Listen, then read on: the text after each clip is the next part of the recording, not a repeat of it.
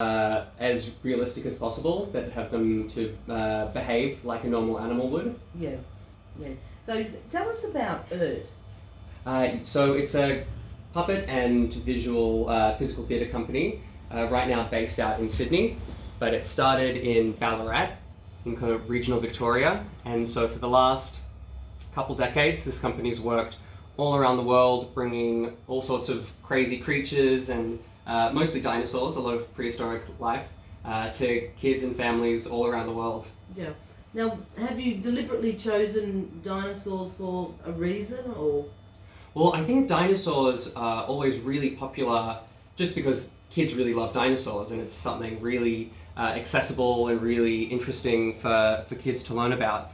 But I think the reason why dinosaurs are so popular is because it's not just a fantasy creature. It's not a made-up monster. It's real animals that lived where you live today, that they really walked on the land that you're living on today. Yes, and of course Australia hosted some of the big dinosaurs. Yeah, that's right. And in our show that we've brought here to town today, we've brought only Australian dinosaurs. So when you look at a lot of kids' TV shows and movies, you'll see a lot of the T-Rex and Triceratops, and those dinosaurs lived predominantly in North America and parts of Asia. So in our show, we thought it was really important to bring Australian dinosaurs and teach Australian kids about the dinosaurs that lived in their hometowns. So what are some of those dinosaurs? Well, one of them is what I brought in today, is an Australovenator, and this was Australia's apex predator. So this was sort of our version of the T-Rex. This was the top of the food chain. And it was discovered out in Queensland, in a town called Winton. So its full scientific name is the Australovenator wintonensis. And so it was a big carnivore. It was in the raptor family. So it was a big carnivorous raptor, and it would have been hunting all across northern Australia. Yeah. Is this one a baby? Baby one? Yeah, so this one I've got now is about the size of a human baby. But also in our show we have a fully adult Australovenator that's about 5 meters long from nose to tail. Wow. Yeah, they were huge. Definitely. Yeah, and it's so crazy to when we find the fossil evidence of dinosaurs, just to really wrap our heads around the size of some of them. Yeah. What about up north at Broome, where they found the footsteps? Oh yeah, and the trackway out there. They've got those footprints. Some of those footprints are of a dinosaur. There's a family of dinosaurs called Titanosaur, which were the giant long neck sauropod dinosaurs.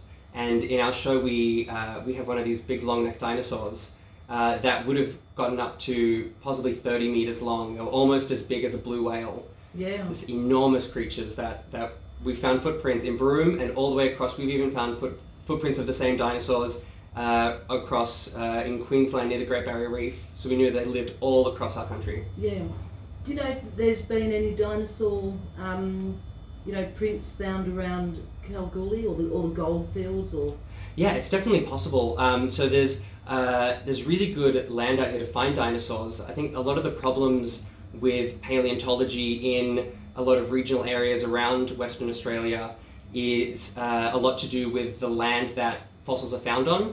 Because when fossils are found, say, in a mining site, then the mine would have to be shut down. And so they have to sort of balance what will benefit a community more, the money coming in from the mine or the discovery of a potential new dinosaur. And so they kind of look at whether really what's going to benefit the people living there now, and not the kind of the scientific history of the area. Yeah. So can you tell us what the life is like for this baby Australovenator? Yeah, so the great thing about dinosaurs in this family, which are kind of the two-legged, meat-eating dinosaurs, is that they are the ancestors of modern birds. And that if you sort of take their head and their tail off and you look at their skeleton, they look exactly like birds today. They've got the same shaped feet and the same shaped hip bones. So they would have lived just like a bird, that when they hatched out of their eggs, their mothers would have fed them by vomiting into their mouths like birds do today. Yeah. And they would have had feathers and made nests just like birds. Yeah.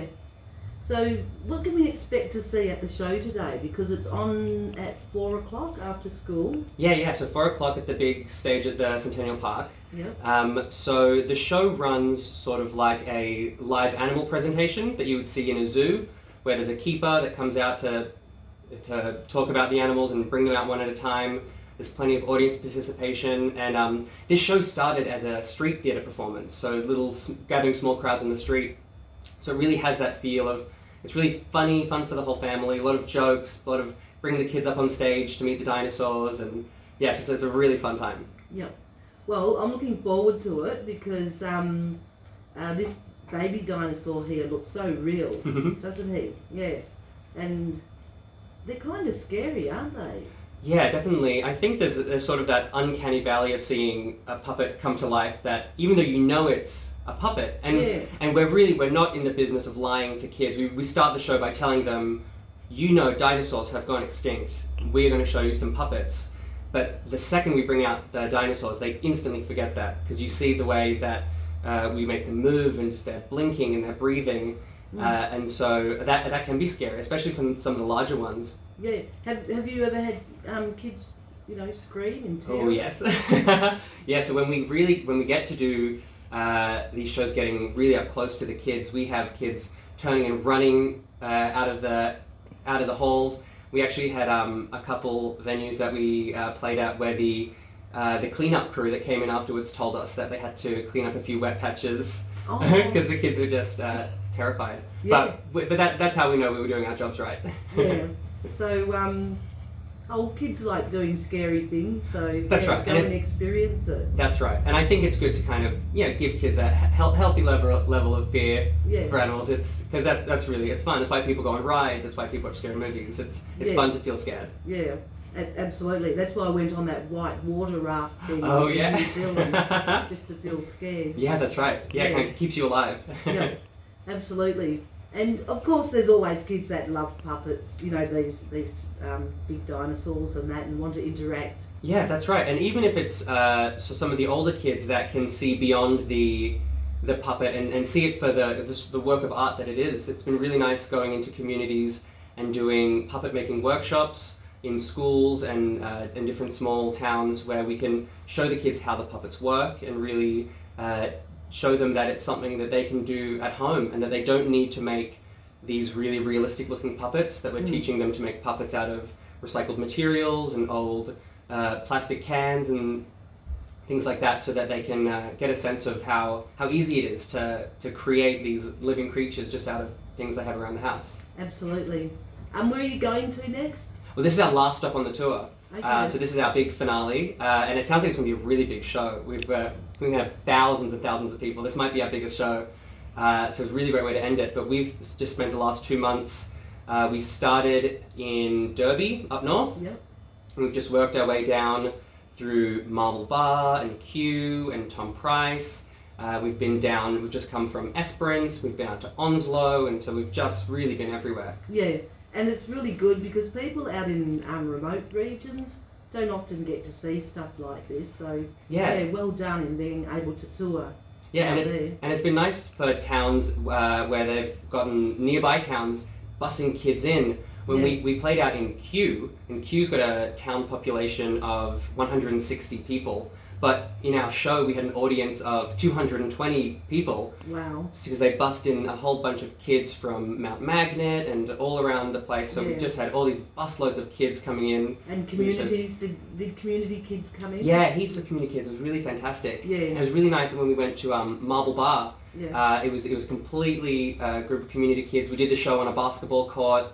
And it was lovely. And it was really nice to bring the show to them, because a lot of, especially when you're really out in regional places out in the Pilbara, that they just don't get a lot of performances like this. They don't get a lot of access to to art like this. It was a really fantastic experience. Well, thanks very much for coming in today and for bringing Australovenator. Yeah, thanks so much for having us. And would really recommend. I'm thinking of going there myself. Yeah, definitely. Come on, we'll take you backstage and show you how the dinosaurs work. Yeah, come around. That would be cool. Okay, so everyone today, get down to Centennial Park, and it starts at 4 o'clock. Starts at 4 o'clock, so try to just head in straight after school, get a spot at the front. Yep. It'll be great. And because it is, starting to warm up here today, just a reminder, take a hat and a bottle of water. Yeah, that's right. Yeah. Very good. Rightio, it's 27 minutes past 11.